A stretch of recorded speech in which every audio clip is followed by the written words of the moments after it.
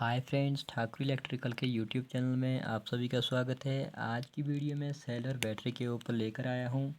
Cell और battery वाले chapter से मैंने बहुत से टॉपिक उठाए हैं जिनको मैं आज इस वीडियो में डिस्कस करूँगा। तो आइए पहले उस वीडियो को स्टार्ट करते हैं कि उसमें कौन कौन से टॉपिक लिए हैं। सबसे पहले मैं आपको वो दिखा देता हूँ। ये देखिए, मैंने यहाँ पर लिखा हुआ है इसमें कौन कौन से टॉपिक लेने हैं। 1 2 3 4 ये 4 5 टॉपिक जितने भी है इसमें, ये सारे मैं इस वीडियो में डिस्कस करूँगा, आपको बताऊँगा। ये देखिए, सेल एंड बैटरी। पहले है कार्य करने का सिद्धांत कि सेल और बैटरी का कार्य करने का सिद्धांत कौन सा है। फिर है विद्युत का रासायनिक प्रभाव, इलेक्ट्रोलाइट, इलेक्ट्रोलाइसिस, इलेक्ट्रोड, विद्युत रासायनिक तुल्यांक और रासायनिक तुल्यांक। ये सारे टॉपिक इस वीडियो में आपको बताऊंगा। तो आइए वीडियो स्टार्ट करते हैं। सबसे पहले बात करते हैं कि सेल और बैटरी का कार्य करने का सिद्धांत क्या है। सेल और बैटरी कैसे वर्क करते हैं। सेल क्या होता है, जो कि केमिकल एनर्जी को इलेक्ट्रिकल एनर्जी में कन्वर्ट करता है, वो होता है सेल। सेलों के समूह को कहते हैं बैटरी। जैसे कि आपको पता होगा कि सेल का सिंबल इस तरह से होता है, पॉजिटिव नेगेटिव, और बैटरी इस तरह से होती है, positive negative, positive negative, positive negative, positive negative. इस तरह से ये सेलों के समूह को बैटरी कहते हैं। ये पॉजिटिव, यहाँ पे नेगेटिव, तो ये सेल और ये बैटरी। तो कार्य करने का सिद्धांत क्या है, ये किस सिद्धांत पर वर्क करते हैं। ये जो है विद्युत के, जो ये विद्युत का रासायनिक प्रभाव होता है, इसी के आधार पर ये वर्क करते हैं। विद्युत का रासायनिक प्रभाव क्या होता है, तो ये वर्क करते हैं विद्युत के रासायनिक प्रभाव पर।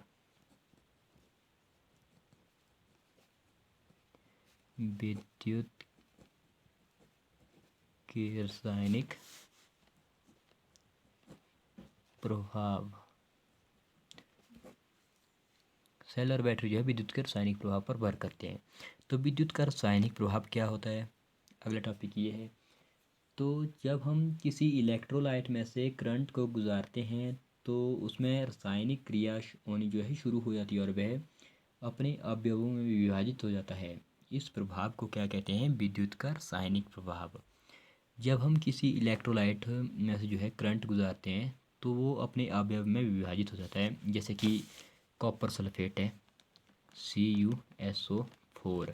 तो जब इसमें से ये एक इलेक्ट्रोलाइट है, इलेक्ट्रोलाइट मतलब तरल चालक, तो जब हम इसमें से करंट गुजारेंगे तो ये अपने जो है अवयव, जैसे कि Cu+SO4, जो कि ये पॉजिटिव होगा, ये नेगेटिव होगा, तो ये अपने अवयव में विभाजित हो जाता है। इस तरह से जो है विद्युत का रासायनिक प्रभाव है ये। जब किसी इलेक्ट्रोलाइट में से करंट गुजारते हैं तो वह अपने अवयव में विभाजित हो जाता है। इसी को जो है विद्युत का रासायनिक प्रभाव कहते हैं। यहाँ पे इसको मैं लिख देता हूँ, CuSO4 डैश करके Cu+SO4, ये पॉजिटिव वाला हो गया और ये नेगेटिव। तो अगला टॉपिक है इलेक्ट्रोलाइट के ऊपर। तो जैसे कि हमने यहाँ पे बात की, जब हम किसी इलेक्ट्रोलाइट में से करंट गुजारते हैं तो इलेक्ट्रोलाइट होता क्या है। इलेक्ट्रोलाइट वह तरल चालक होता है जिसमें से करंट गुजारने पर वह अपने अवयवों में विभाजित हो जाता है, उसको कहते हैं इलेक्ट्रोलाइट। एक प्रकार का तरल चालक, जब उसमें से करंट गुजारेंगे तो वो अपने अवयव, जैसे कि यही है।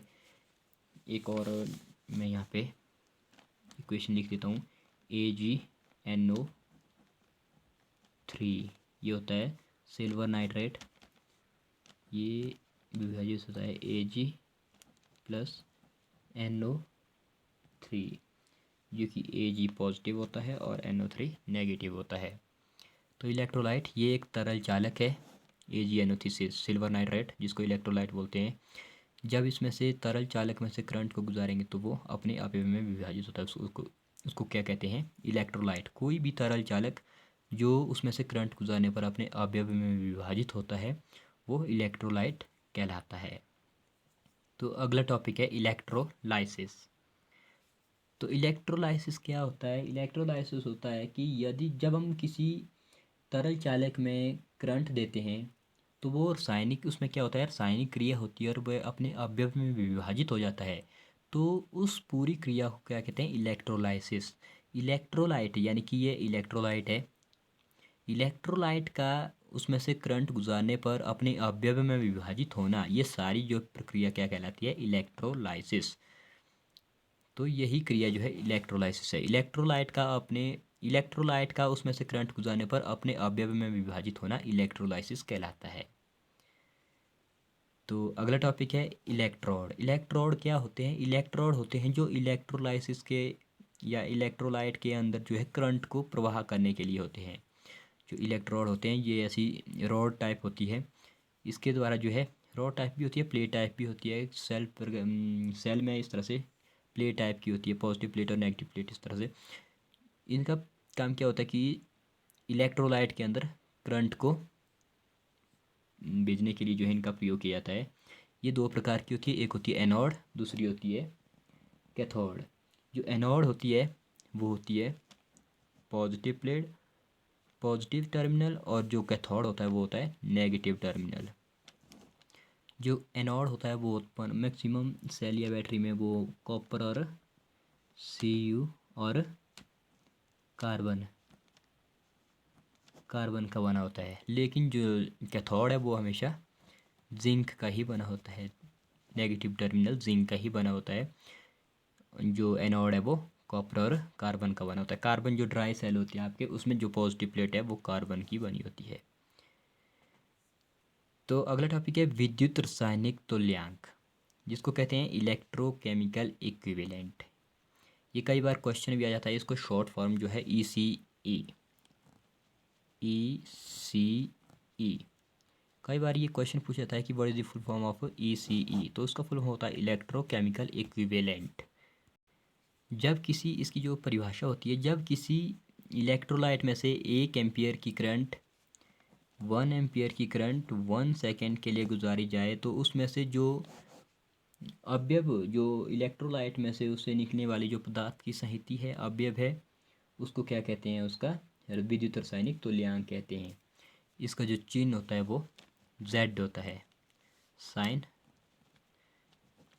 इसका चिन्ह जो होता है Z से इसको प्रदर्शित किया जाता है विद्युत रासायनिक तुल्यांक को।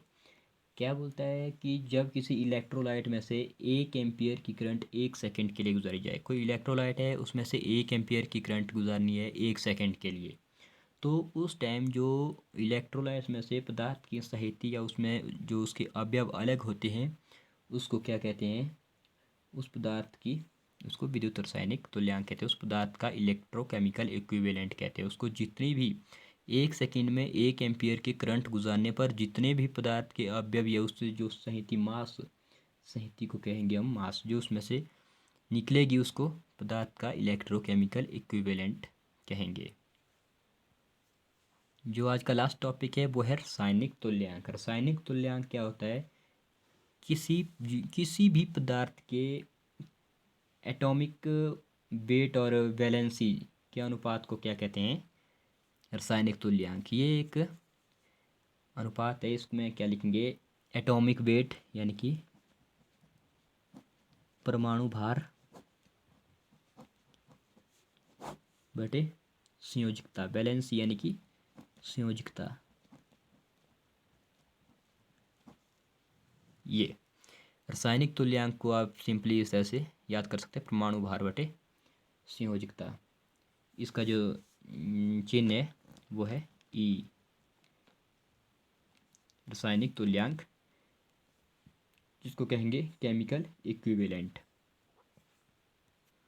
किसी पदार्थ के एटॉमिक वेट और जो है बैलेंसी यानी कि संयोजकता के अनुपात को क्या कहेंगे? Chemical equivalent. तो ये थी आज की हमारी वीडियो, जिसमें मैंने आपको सेल और बैटरी से रिलेटेड जो इसकी टर्म्स एंड कंडीशन, जैसे कि इसमें परिभाषाएं जो इससे सेल और बैटरी से रिलेटेड है, उसके ऊपर ये वीडियो थी। अगली वीडियो में जो है फैराडेस लॉ ऑफ इलेक्ट्रोलाइसिस के ऊपर लेकर आऊँगा। तो आशा करता हूँ कि आपको ये वीडियो अच्छी लगी होगी। अगर वीडियो अच्छी लगी तो वीडियो को लाइक शेयर ज़रूर करिएगा। अगर आप चैनल पर नए हो तो चैनल को सब्सक्राइब करके बेल आइकन ज़रूर दबाइएगा, जिससे कि आपको मेरी आने वाली वीडियो के नोटिफिकेशन मिलते रहेंगे। Thanks for watching my video.